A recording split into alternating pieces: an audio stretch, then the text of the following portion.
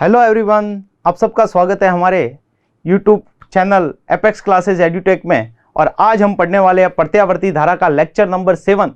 और इस लेक्चर के अंदर आज हम पढ़ेंगे आर, एल और सी, जो हमने पिछले वीडियो लेक्चर में पढ़े हैं, इंडिविजुअल पढ़े थे, अलग अलग पढ़े थे कि प्रतिरोध आर को जब प्रत्यावर्ती धारा स्रोत के साथ जोड़ते हैं तो उसका व्यवहार कैसा होता है। फिर एल को देखा और फिर सी को देखा, प्रेरकत्व और संधारित्र को देखा।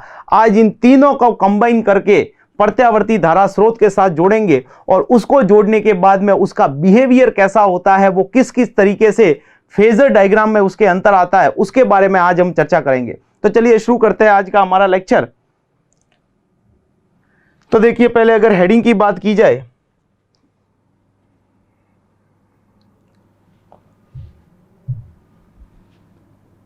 तो आर, एल, सी श्रेणी क्रम परिपथ। ठीक, इस परिपथ के बारे में आज हम चर्चा करेंगे कि प्रेरकत्व, संधारित्र और प्रतिरोध, इन तीनों को ही अगर हम श्रेणी क्रम में जोड़ते हैं तो श्रेणी क्रम में जोड़ने के बाद इसका व्यवहार कैसा होता है, वो भी प्रत्यावर्ती धारा स्रोत के साथ। क्योंकि डीसी के साथ तो हम पिछले वाले अगर जितने भी चैप्टर देखे, चाहे वो विद्युत धारा वाला चैप्टर देखे या प्रेरकत्व वाला, चुंबकीय प्रभाव वाला, उन सब में हमने बैटरी काम में ली है। लेकिन इस चैप्टर में हम जो काम में ले रहे हैं वो बेसिकली प्रत्यावर्ती धारा के बारे में। तो प्रत्यावर्ती धारा स्रोत के साथ अपन इन तीनों को जोड़ रहे हैं। तो देखिए, अगर इसके डायग्राम की बात की जाए तो डायग्राम कैसे होगा। ये प्रतिरोध आर, इसके साथ में एक कुंडली को जोड़ दिया, ये एल, और इसके साथ में जोड़ दिया हमने संधारित्र सी, और इन तीनों को हमने जोड़ दिया प्रत्यावर्ती धारा स्रोत के साथ। ये प्रत्यावर्ती धारा स्रोत जो है वो V इज इक्वल टू क्या होगा, V0 साइन ओमेगा टी। इस चैप्टर में स्टार्टिंग से ये इक्वेशन तो चल ही रही है। तो V इज इक्वल टू कितना है, V0 साइन ओमेगा टी। ये इसका प्रतिरोध मान लेते हैं कि R है, प्रेरकत्व इसका L है, संधारित्र की धारिता C है। तो जरा ध्यान से देखिए, ये जो है वो श्रेणी क्रम परिपथ है, और जो श्रेणी क्रम परिपथ होता है उसके अंदर जितनी धारा R में जाएगी वही L में जाएगी और वही C में जाएगी। मतलब R, L और C में जो जाने वाली धारा है वो धारा क्या रहेगी, सेम रहेगी। लेकिन हमें पता है कि जो श्रेणी क्रम संयोजन होता है, इस श्रेणी क्रम संयोजन के अंदर प्रत्येक का जो विभवांतर होगा, प्रत्येक के सिरों का जो वोल्टेज होगा, वो वोल्टेज क्या रहेगा बच्चों, अलग अलग रहेगा। तो चलिए, इसके अगर वोल्टेज की बात की जाए प्रतिरोध के, तो प्रतिरोध का वोल्टेज बेसिकली क्या लिखा जाएगा, तो प्रतिरोध का वोल्टेज यहां से यहां तक हम लिखेंगे कि इसका वोल्टेज कितना है, VR है। बात की जाए अगर प्रेरकत्व की, तो प्रेरकत्व का वोल्टेज क्या हो जाएगा, तो VL हो जाएगा। और संधारित्र की बात की जाए तो ये हो जाएगा VC। तो तीन हमारे पास में अवयव है R, L और C, और इन तीनों को हमने श्रेणी क्रम में जोड़ा है। श्रेणी क्रम में जुड़ने से इन तीनों की जो धारा है, वो धारा जो है वो बिल्कुल एकदम समान रहेगी, क्योंकि श्रेणी क्रम संयोजन में धारा का मान हमेशा समान रहता है। लेकिन जो वोल्टेज होगा वो वोल्टेज क्या रहेगा, अलग अलग रहेगा। अब देखिए, जो प्रत्यावर्ती धारा होती है उसमें वोल्टेज और करंट दोनों के बीच में कलांतर होता है। किसी में वोल्टेज आगे चलता है, किसी में करंट आगे चलती है, और वो हम पुराने वाले वीडियो लेक्चर में हम बहुत अच्छे से इसके बारे में चर्चा कर चुके हैं। तो अगर आपने वो वीडियो लेक्चर नहीं देखे हैं तो प्लीज उनको पहले जाके देखिए, उनको समझिए, फिर उसके बाद में ये टॉपिक पढ़ोगे तो बहुत अच्छे से समझ में आएगा और मजा भी आएगा इस टॉपिक को समझने में कि हाँ, हमने कुछ नई बात सीखी है आज। तो चलिए, अगर बात की जाए प्रतिरोध के बारे में, तो प्रतिरोध जो है उसके अगर वोल्टेज और करंट दोनों की बात की जाए तो दोनों के मध्य का कलांतर कितना होता है, दोनों के मध्य का कलांतर होता है 0 रेडियन। ये हम पिछले वीडियो लेक्चर में कई बार चर्चा कर चुके हैं। तो बस उसी बात को यहां पे लिखा जाएगा कि पहला पॉइंट, फर्स्ट पॉइंट क्या कहेगा कि शुद्ध प्रतिरोध के लिए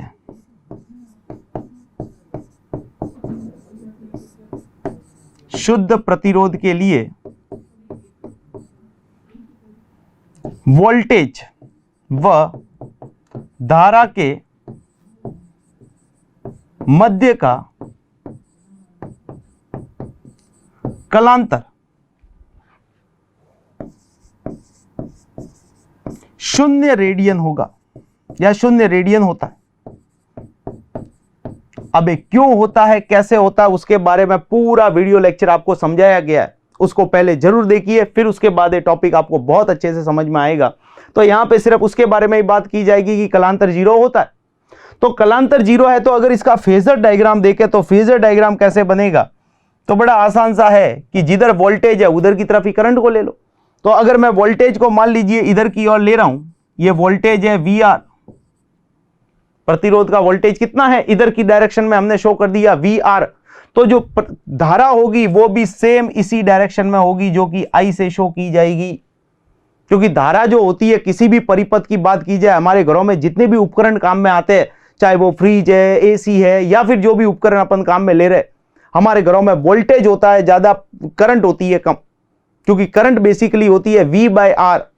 वापस से अगर मैं एक थोड़ा सा रिवाइज करवाऊं तो I इज इक्वल टू होता है V/R। वोल्टेज मान लीजिए हमारे घरों में आ रहा है 220 वोल्ट, लेकिन जो हमारा उपकरण होता है वो 100 ओम, 200 ओम, 500 ओम का होता है। तो लॉजिकली सोचिए कि ये मान लीजिए 220 है और डिवाइड हो रहा है 100 ओम से, तो वैल्यू तो कम आएगी ना। वैल्यू जो है वो बेसिकली कितनी रह जाएगी, 2.2 एम्पियर की रह जाएगी। मतलब करंट हमेशा कम होती है और वोल्टेज जो है वो वोल्टेज हमेशा ज्यादा होता है। तो वोल्टेज का फेजर रखोगे आगे और करंट को रखोगे हमेशा पीछे।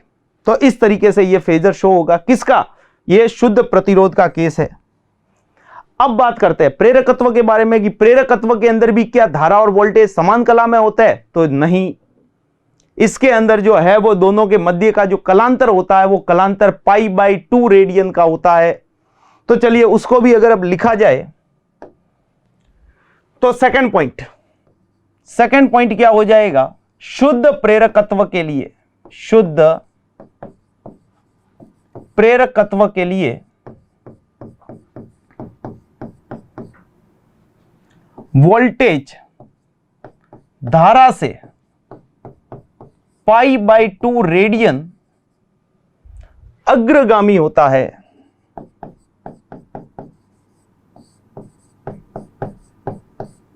क्या होता है बच्चों, अग्रगामी होता है। कौन, वोल्टेज आगे होता है, धारा पीछे होती है। तो अगर इसका फेजर निरूपण देखें तो इसका फेजर निरूपण कैसे हो जाएगा, इसका फेजर निरूपण बड़ा आराम से अपन बना सकते हैं कि अगर मान लीजिए इधर की ओर मैं करंट को शो करूं तो जो वोल्टेज होगा वो वोल्टेज जो है वो π/2 रेडियन अग्रगामी होगा। करंट इधर है, करंट को तो हमेशा x दिशा में ही लेना है, ये बात मान के चलो। क्योंकि करंट चाहे प्रतिरोध देख लो, चाहे प्रेरकत्व देख लो, चाहे संधारित्र देख लो, तीनों के केस में धारा का मान समान है, इसीलिए उसको हमेशा कभी भी छेड़ते नहीं है। करंट को तो हमेशा x दिशा में ही लेके चलो। वोल्टेज है वो π/2 आगे है तो π/2 आगे ले लो, π/2 पीछे है तो π/2 पीछे ले लो, और उसी धारा की दिशा में है तो उसी दिशा में ले लो। ये फेजर का कुछ छोटा सा नियम होता है। चलिए तो तीसरे पॉइंट की बात करते हैं, क्योंकि तीसरा पॉइंट बेसिकली संधारित्र के लिए लिखा जाएगा, क्योंकि संधारित्र भी तो उपकरण जुड़ा हुआ है। तो संधारित्र के बारे में लिखा जाए तो देखिए क्या लिखा जाएगा, थर्ड पॉइंट संधारित्र के लिए। तो तीसरा पॉइंट संधारित्र के लिए क्या लिखेंगे कि शुद्ध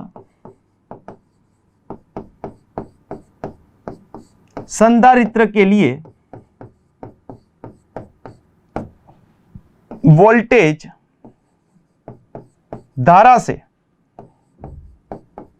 π/2 रेडियन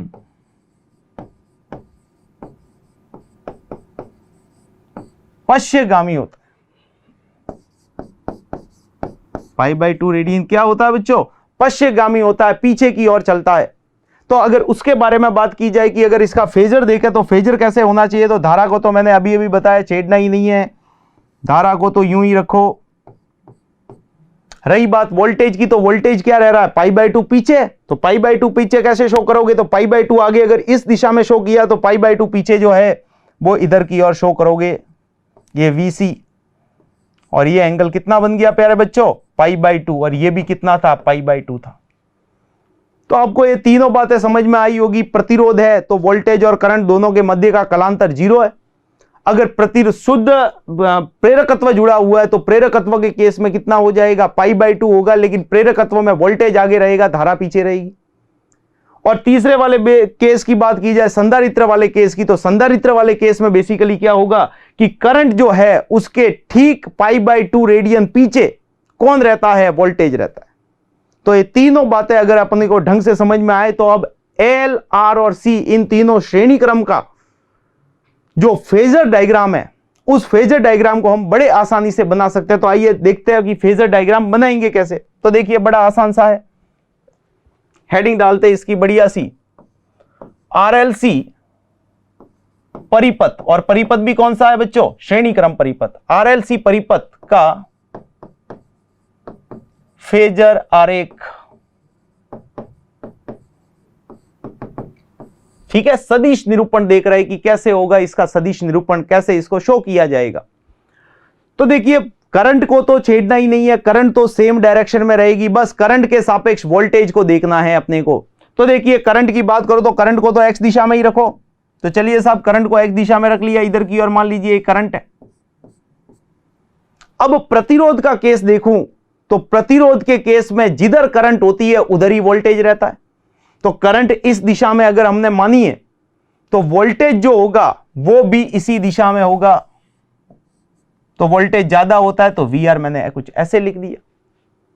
क्लियर बात। अब बात किसकी करनी है?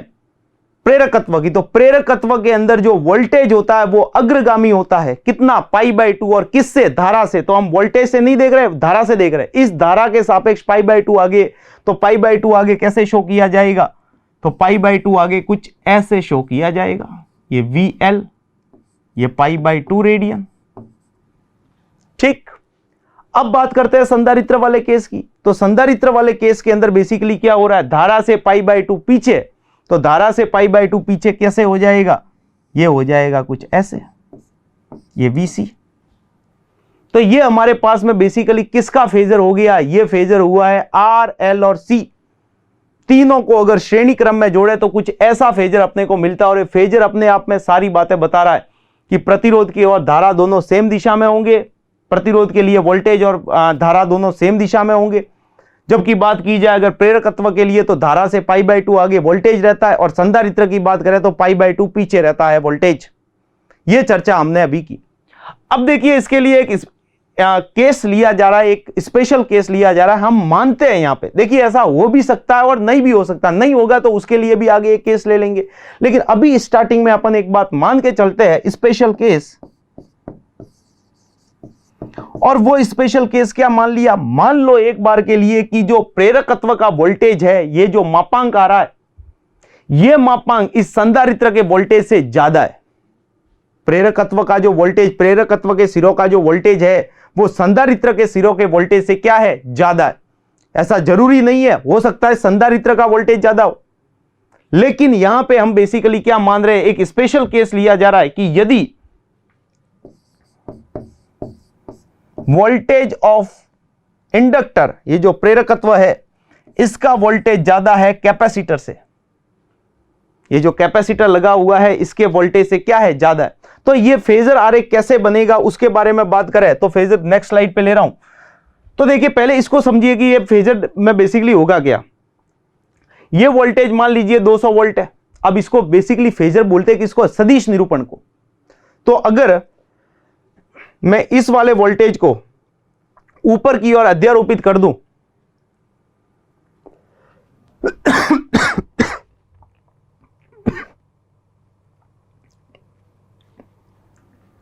तो इस वाले वोल्टेज को अगर मैं इसके ऊपर अध्यारोपित कर दूं, तो अध्यारोपित करेंगे तो ये वोल्टेज है ज्यादा, ये वोल्टेज है कम। जब इसको, इस वेक्टर को मैं जब ऊपर लेके जाऊंगा, जस्ट 180 डिग्री शिफ्ट करूंगा, तो वेक्टर वाले चैप्टर में, जब 11वीं क्लास के अंदर हम चैप्टर में पढ़ते हैं कि सदिश को जब 180 डिग्री घुमा दिया जाता है तो माइनस में आता है। तो ये जब वेक्टर को मैं इधर घुमा दूंगा तो ये VC क्या बन जाएगा? नेगेटिव का, माइनस का VC, और माइनस VC इसके साथ ऐड हो जाएगा। तो VL तो है प्लस का और VC है माइनस का, तो ये दोनों ऐड होंगे तो बेसिकली क्या हो जाएगा? VL minus VC। तो इसका जो परिणाम है वो परिणाम क्या हो जाएगा? कम हो जाएगा। तो अगर मैं मान के चल रहा हूं कि ये वोल्टेज ज्यादा है, ये वोल्टेज कम है, और इसको इसके ऊपर अध्यारोपित किया, तो ये हो जाएगा नेगेटिव में। और जैसे ही ये नेगेटिव में हो जाएगा तो VL में से VC घटेगा, तो परिणाम हमारा छोटा रह जाएगा। तो देखिए फेजर कैसे बनेगा। ये हमने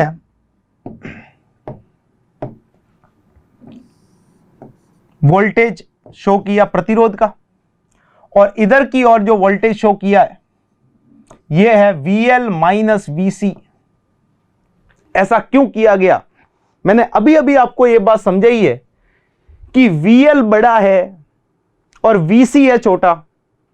जब इसको इसके ऊपर अध्यारोपित करेंगे तो VL में से VC घटेगा ना, VL में से VC को माइनस किया जाएगा, और VL में से VC जब माइनस होगा तो वैल्यू तो छोटी हो जाएगी। मान लीजिए ये था 220 वोल्ट, ये था 120 वोल्ट, तो परिणामी कितना रह गया? 220 में से 120 माइनस करो जरा, पता चलेगा 100 वोल्ट रहेगा, तो वैल्यू तो क्या हो गई? कम हो गई। तो बस उसी का अपने सारा लेते हुए ये काम किया। तो हमारे पास ये VR हो गया, ये हो गया VL माइनस VC हो गया। अब इन दोनों के बीच का अंतर देखें तो ये अंतर आएगा π/2 रेडियन का। ये कितना है बच्चों?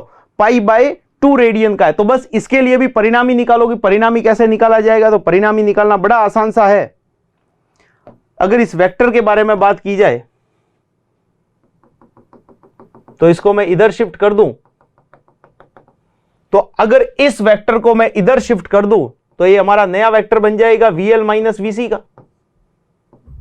ये नया वेक्टर हो गया ना अपने पास, ये है VR और ये बन गया VL माइनस VC। इस वेक्टर को मैंने इधर शिफ्ट कर दिया, क्योंकि वेक्टर वाले चैप्टर में हम पढ़ते हैं कि जब वेक्टर को, ये वेक्टर है मान लीजिए इतना परिणाम का, अगर मैं इसको परिणामी को बिल्कुल यूं का यूं समानांतर शिफ्ट कर दूं तो वेक्टर का ना मापांक बदला ना दिशा बदली, तो ये वेक्टर बदलने वाला नहीं है। तो बस VL माइनस VC का जो ये सदिश है, सदिश रूप में जो अपन इसको दर्शा रहे, उसको मैंने इधर शिफ्ट किया, तो इसकी एक फोटोकॉपी इधर भी बन जाएगी VL माइनस VC। क्लियर बात यहां तक? तो अब यहां पे देखें तो त्रिभुज नियम बड़ा आसानी से समझ में आ रहा है। कैसे हो जाएगा? VR इधर है, VL माइनस VC इधर है, तो इसका परिणामी कैसे जाएगा? इसका परिणामी कुछ ऐसे जाएगा। त्रिभुज नियम लगा इसके अंदर, वेक्टर A वेक्टर B तो वेक्टर R, और ये बेसिकली आपका कहलाएगा VLCR। क्या कहलाएगा बच्चों? VLCR कहलाएगा। तो अगर आपसे पूछा जाए कि इस VLCR का मापांक कितना होगा, तो वेक्टर लॉ के अकॉर्डिंग निकालो, रूट ऑफ A का स्क्वायर प्लस B का square plus 2AB cos theta, जो 11वीं क्लास में चैप्टर पढ़ते हैं उसकी बात कर रहा हूं। तो रूट लगा दिया साहब, A का स्क्वायर मतलब VR का स्क्वायर प्लस B का स्क्वायर, तो B क्या है? VL माइनस VC का square plus 2AB cos theta, तो 2 A की वैल्यू क्या हो जाएगी? VR, और B की वैल्यू क्या हो जाएगी? VL माइनस VC, और ये बन जाएगा cos 90, क्योंकि दोनों के मध्य का एंगल कितना है? π/2 है ना, π/2 को ही अपन क्या बोलते हैं? 90 डिग्री। तो अगर इसको बड़े ध्यान से देखें तो यहां से पता चल रहा है कि ये पूरी टर्म जीरो में चली गई, क्योंकि cos 90 की वैल्यू क्या हो जाएगी बच्चों? जीरो हो जाएगी। तो हमारे पास क्या बच गया? तो हमारे पास बच गया VLCR is equal to root of, ये लिखा गया VR का स्क्वायर VL माइनस VC का स्क्वायर, यही बना। अब अपने को पता करना है कि धारा के रूप में इसको कैसे लिखा जाए। तो ओम का नियम बड़ा आसान सा है।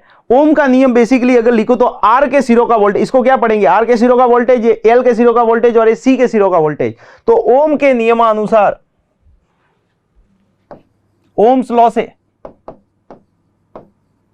क्या कहते हैं ओम जी? क्या कहते हैं भाई? ओम जी कहते हैं I इज इक्वल टू, या फिर मैं लिखूं V is equal to, voltage के रूप में लिखा जाए तो V इज इक्वल टू होता है IR, यही होता है। तो अगर प्रतिरोध के लिए बात की जाए तो प्रतिरोध के सिरों का वोल्टेज क्या हो जाएगा? I इंटू R होगा, क्योंकि प्रतिरोध तो R है। प्रेरकत्व के सिरों का वोल्टेज क्या होगा? तो I इंटू XL। धारा सब में बराबर है, इसलिए धारा के बारे में तो कोई चर्चा करनी ही नहीं है अपने को। और VR की बात, VC की बात की जाए तो I इंटू XC हो जाएगा। तीनों में ओम्स लॉ लगाया है I इंटू R वाला।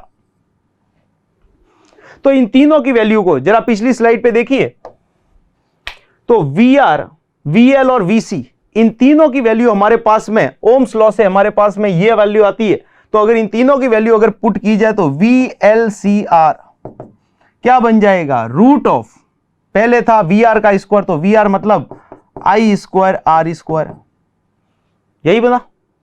फिर इसके बाद में आएगा XL, तो XL क्या था? सॉरी VL क्या था? I into XL। Minus VC क्या था, I इंटू XC स्क्वायर कर लिया। अब जरा ध्यान से देखिए, नॉर्मल सी मैथमेटिक्स से I कॉमन आएगा तो I स्क्वायर के साथ कॉमन आएगा। तो अगर इसको लिखो तो VLCR is equal to root of I square R square, साथ ही साथ में यहां से I स्क्वायर और कॉमन ले लिया, यह बन गया XL माइनस XC का स्क्वायर। अरे भाई नॉर्मल सी मैथमेटिक्स है और कुछ नहीं है, टाइम पास है और कुछ नहीं है। I स्क्वायर और I स्क्वायर, ये दोनों I स्क्वायर जो है वो कॉमन आके सिंगल बाहर आएंगे तो I बन गया। तो इसको क्या लिखा जाएगा, इसको लिखा गया VLCR is equal to I ले लिया हमने कॉमन, यहां से I स्क्वायर था तो I ले लिया कॉमन, ये बन जाएगा root of R square plus XL minus XC का स्क्वायर। जरा ध्यान से देखिए, I स्क्वायर कॉमन ले लिया और सिंगल I बाहर आ गया रूट के बाहर। अगर बात की जाए तो इस I को अगर नीचे लेके आ जाए तो VLCR डिवाइड बाय I, क्या लिखोगे प्यारे बच्चों, R square plus XL minus XC का स्क्वायर।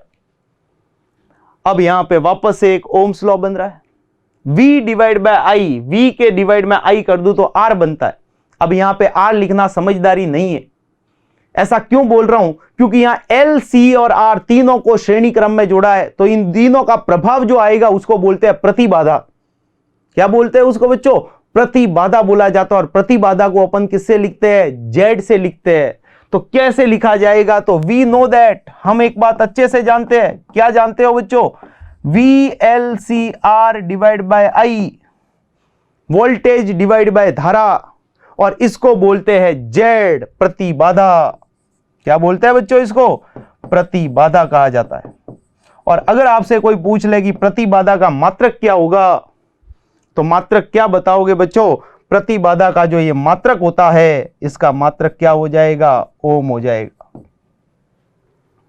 तो प्रतिबाधा का मात्रक क्या हो जाएगा बच्चों, ओम कहा जाएगा। क्लियर है बात। तो बस कुछ नहीं है, VLCR डिवाइड बाय I जो ये लिखा है इसको Z लिख लो। तो Z लिखते ही हमारा जो ये फॉर्मूला बन जाएगा, ये बन जाएगा Z is equal to root of R square plus XL minus XC का स्क्वायर। ये भाई साहब फॉर्मूला बहुत ही इंपॉर्टेंट फॉर्मूला आपके सामने निकल के आ रहा है। ये बोर्ड में कई बार पूछा हुआ क्वेश्चन कि सिद्ध कीजिए कि LCR परिपथ के लिए प्रतिबाधा Z बराबर इतनी होती है। तो आप आराम से इसको सॉल्व कर सकते हो। फेजर डायग्राम आपको पता होना चाहिए, कौन आगे कौन पीछे, कौन समान, और L को बड़ा मान के और C को छोटा मान के हमने ये बात निकाली है।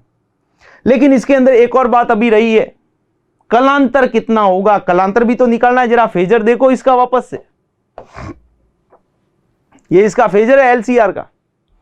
तो फेजर देखा जाए तो जरा ध्यान से देखिए, वोल्टेज आगे चल रहा है, ये रेड कलर तो वोल्टेज है, और करंट किधर होगी, प्रतिरोध की दिशा में।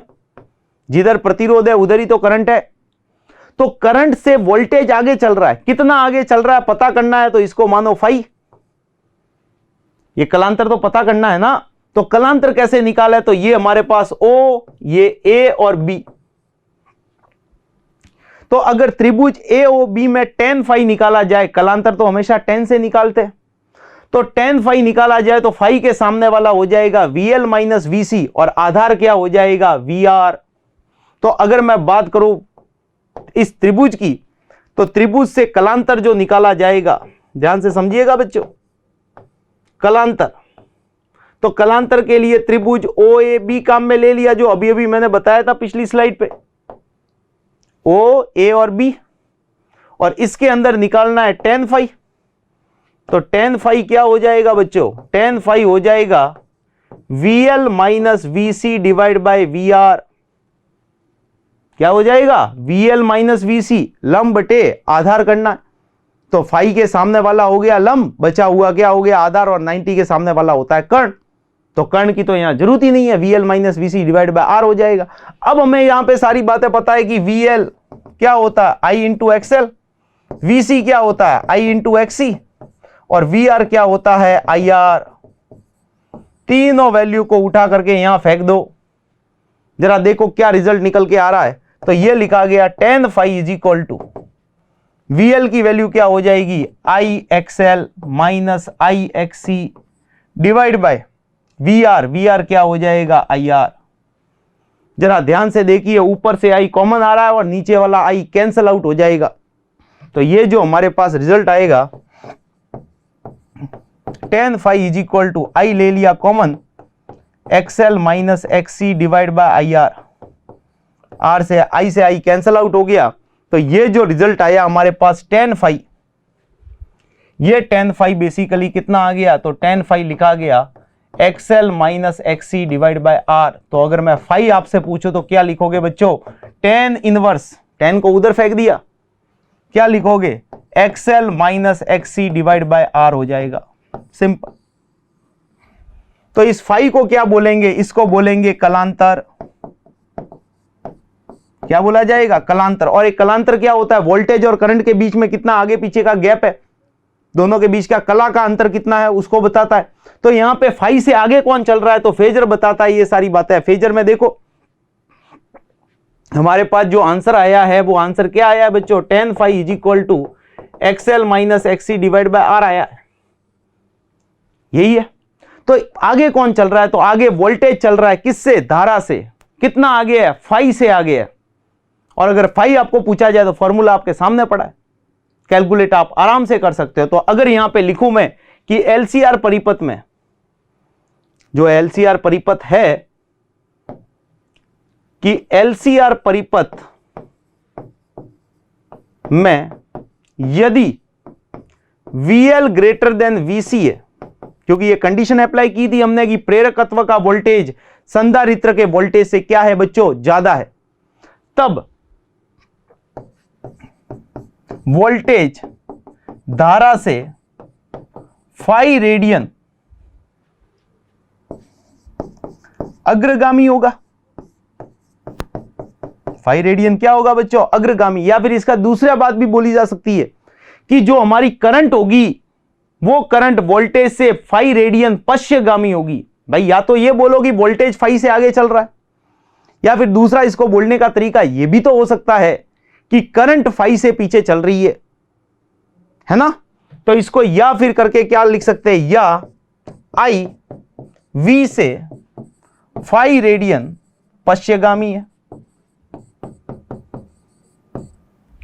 है ना। तो इसको ऐसे भी लिखा जा सकता है। तो अगर इन दोनों की समीकरण लिखी जाए तो हम लिखेंगे कि यदि VL ग्रेटर देन VC है, ये पूरा जो भी आज इस वीडियो लेक्चर में देख रहे हैं वो L बड़ा मान के C से हमने सारे डेरिवेशन देखे हैं। और अगर C बड़ा हुआ तो उसके लिए भी अभी बता दूंगा कि क्या बेसिकली डिफरेंस रह जाएगा, बाकी आंसर सेम ही आता है ऑलमोस्ट। तो L जो है वो C से बड़ा है, तब वोल्टेज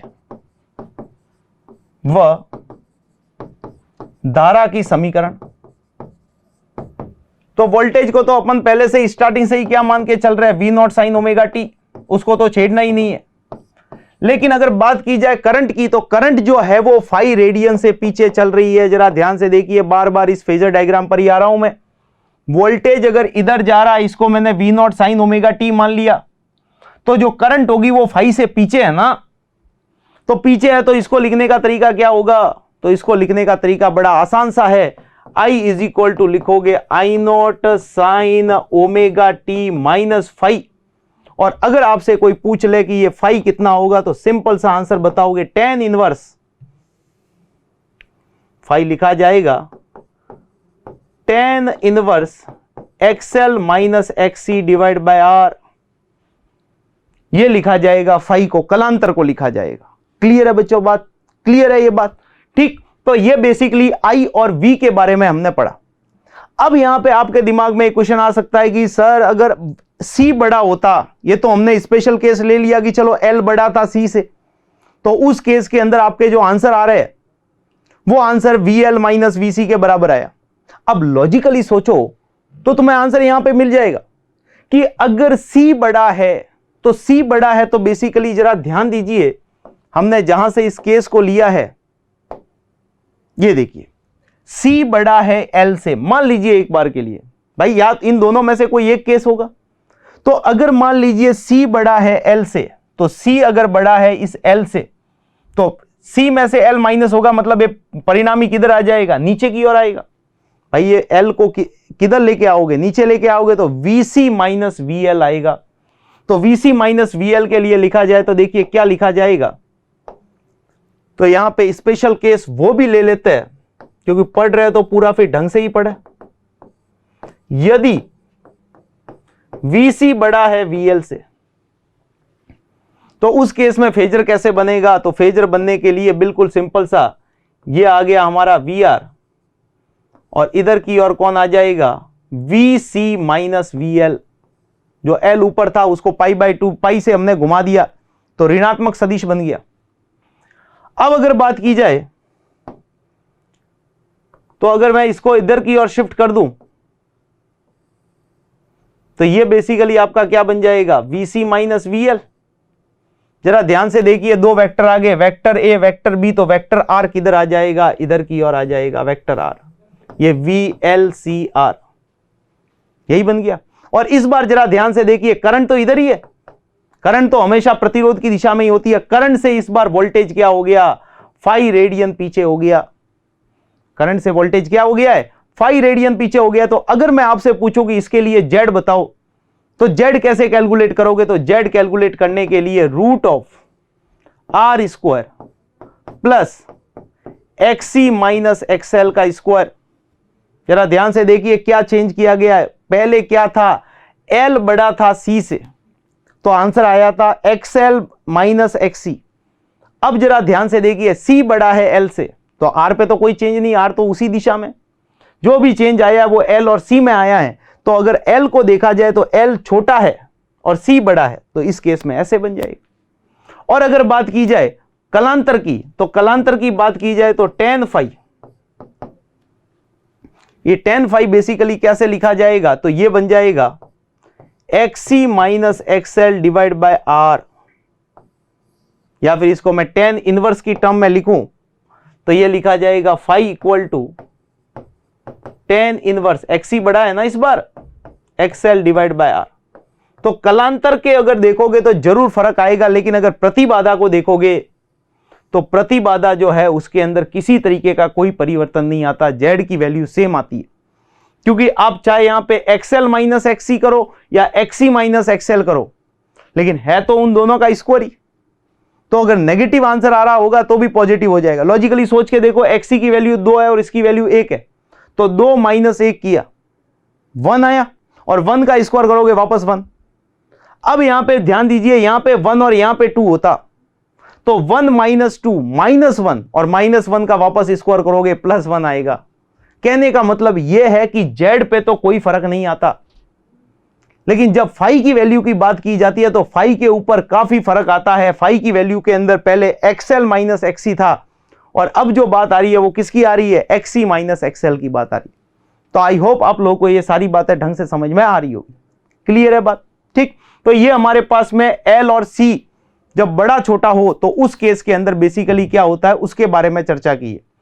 अब देखिए इसके ऊपर बेसिक न्यूमेरिकल बढ़िया सा करते हैं कि क्वेश्चन कैसे पूछा जाए। तो मान लीजिए क्वेश्चन अगर दे दिया जाए आपको, जैसे एक एग्जांपल सॉल्व कर रहे हैं कि हमारे पास 3 अवयव जुड़े हुए हैं, ये L है और ये C, और इन तीनों को जोड़ दिया गया प्रत्यावर्ती धारा स्रोत के साथ।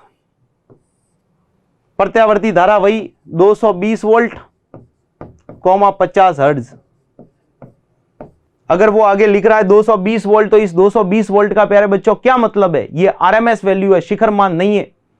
क्योंकि जब तक मेंशन नहीं करता है तब तक अपने को क्या मान के चलना है, तब तक अपने को आरएमएस मान के चलना है।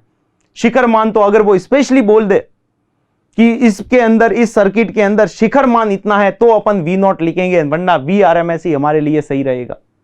क्लियर है बात। प्रतिरोध आपको मान लीजिए दिया हुआ है 40 ओम का,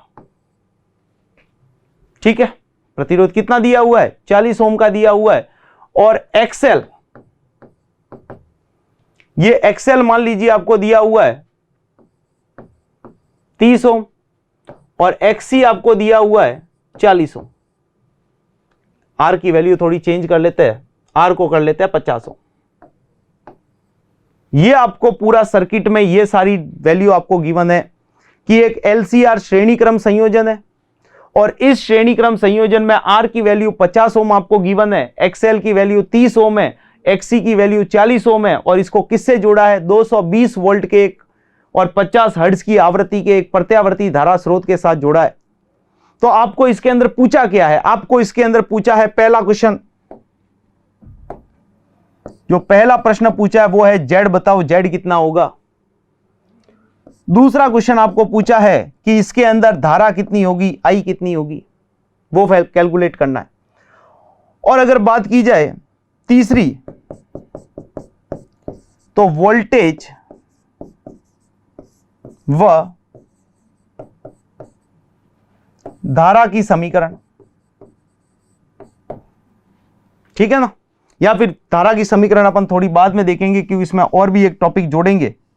वोल्टेज की समीकरण पूछ रहे, ये 3 क्वेश्चन इसके अंदर पूछे हुए हैं कि इस सर्किट का जेड कितना होगा, प्रतिबाधा कितनी है, इस सर्किट में करंट, एक करंट कौन सी पूछ रहा है, अमीटर यहां पे अगर लगा दिया जाए तो वो कितनी मापेगा, मतलब आरएमएस करंट आपसे पूछ रहा है, ध्यान देना बात पे। और तीसरा पूछ रहा है वोल्टेज की समीकरण क्या होगी। तो बड़ा आसान सा क्वेश्चन है, इधर ध्यान से देखिए। जेड की वैल्यू सबसे पहले निकालनी है, तो जेड कैसे निकाले, तो जेड का फॉर्मूला सबको पता चल गया है। अब जेड इज इक्वल टू क्या होता है बच्चों, R square plus XL minus XC का स्क्वायर, यही है। तो अगर बात की जाए जेड की, तो सबसे पहले तो आर बताओ, आर कितना है, 50 है, एक्सएल 30 है और एक्सी 40 है। तो लिखा गया Z is equal to root of 50 का स्क्वायर प्लस एक्सएल कितना है, एक्सएल दिया हुआ है 30 और 40, तो ये हो गया 30 माइनस 40 का स्क्वायर। तो ये बेसिकली लिखा गया Z is equal to root of ये 50 का स्क्वायर प्लस ये कितना हो जाएगा, 30 में से 40 गए तो माइनस के 10 और माइनस 10 का स्क्वायर करोगे तो प्लस का 10 आ गया। तो ये बेसिकली लिखा जाए तो जेड इज इक्वल टू हमारे पास में क्या हो जाएगा, तो जेड लिखा गया रूट ऑफ 50 का स्क्वायर कितना हो जाएगा 2500 और ये 10 का स्क्वायर कितना हो गया 100, तो ये आ गया रूट ऑफ 2600 और इसको चाहो तो लिख सकते हो Z is equal to root 26 into 10 ohm, यही बन गया। ठीक, अगर रूट 26 की वैल्यू कैलकुलेट की जाए तो रूट 26 की जो वैल्यू कैलकुलेट होके हमारे पास में आती है, रूट 26 की जो वैल्यू आएगी वो आएगी, जब आप इसको पूरा ढंग से सॉल्व करेंगे तो ये आएगा 5.09 इंटू 10, तो करीब करीब ये जो है वो 51 के करीब आंसर इसका आएगा, करीब करीब अगर देखा जाए तो ये Z इज इक्वल टू आ गया 50.9 ओम, जिसको मैं करीब करीब क्या लिख सकता हूं 51 ओम कैलकुलेट करके लिख सकता हूं। तो Z कितना आ गया आपका 51 ओम। क्लियर है बच्चों।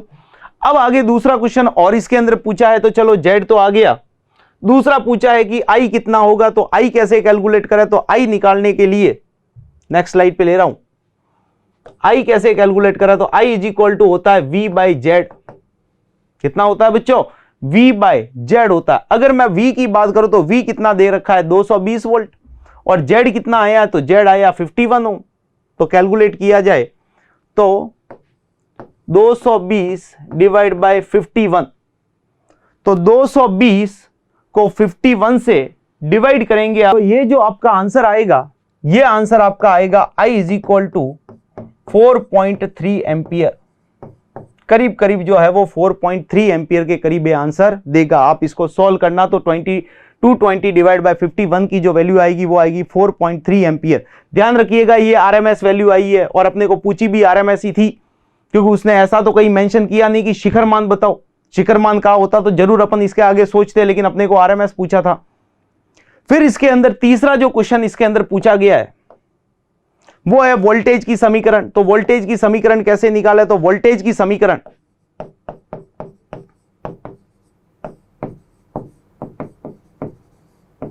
तो वोल्टेज की समीकरण V is equal to V naught sine omega t, यही है। तो V नॉट की वैल्यू की बात की जाए तो V नॉट कितना है, तो V नॉट तो अपने को पता ही नहीं है, जरा ध्यान से देखो, ये तो VRMS पता है, तो VRMS पता है, तो V नॉट कैसे निकाले, बड़ा आसान सा है, VRMS इज इक्वल टू होता है V नॉट बाई √2, यही है। तो अगर मैं इसको V नॉट निकालना चाहूं तो ये हो जाएगा √2 इंटू VRMS, √2 इंटू क्या हो जाएगा बच्चों, VRMS, VRMS की वैल्यू है 220, तो V नॉट आपका आ गया 220 √2 वोल्ट। बस इसी का उपयोग अपन कर लेंगे आगे समीकरण में। तो अगर इसके आगे अगर इसके समीकरण को बनाया जाए तो V नॉट की वैल्यू हो जाएगी 220 √2,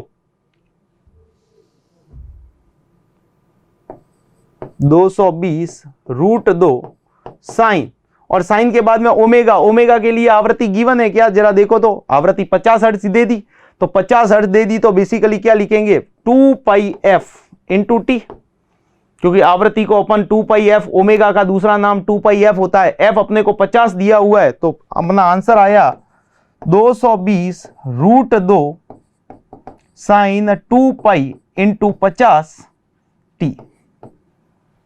इसको और आगे सॉल्व करो तो 50 को मल्टीप्लाई 2 से करो तो 100 आ गया, तो आपका जो लास्ट आंसर आया ये हो जाएगा V is equal to 220 √2 sine 100πt, ये वोल्टेज की समीकरण आ गई, ये हमारा आंसर है।